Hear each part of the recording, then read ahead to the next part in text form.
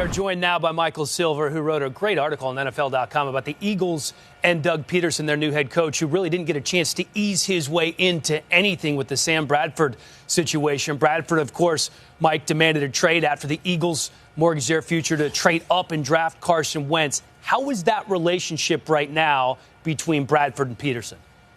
Well, Dan, I think with everybody, Pederson is very down to earth, very matter of fact. And listen, if Sam Bradford wanted a shoulder to cry on, Doug Pederson would not have been a good choice. We're talking about a quarterback in the NFL who played 12 years, was an undrafted free agent out of Northeast Louisiana, and talks nostalgically about getting his $3,500 signing bonus with the Miami Dolphins and buying a 5 CD carousel CD player and thinking it was the greatest thing in the world. So obviously Doug Pederson had nothing handed to him. And so if you've got a quarterback, Sam Bradford, who's made millions and millions and millions of dollars in this league, has never really had to compete, and all of a sudden is demanding a trade after the Eagles get in position to draft Carson Wentz, I'm pretty sure Doug Pederson is not going to be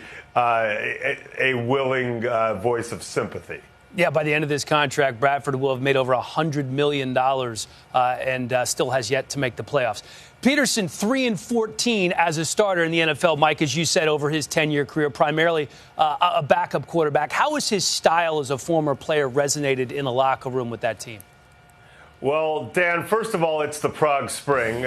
Chip Kelly was not very well liked in that locker room by the end of his almost 3-year run.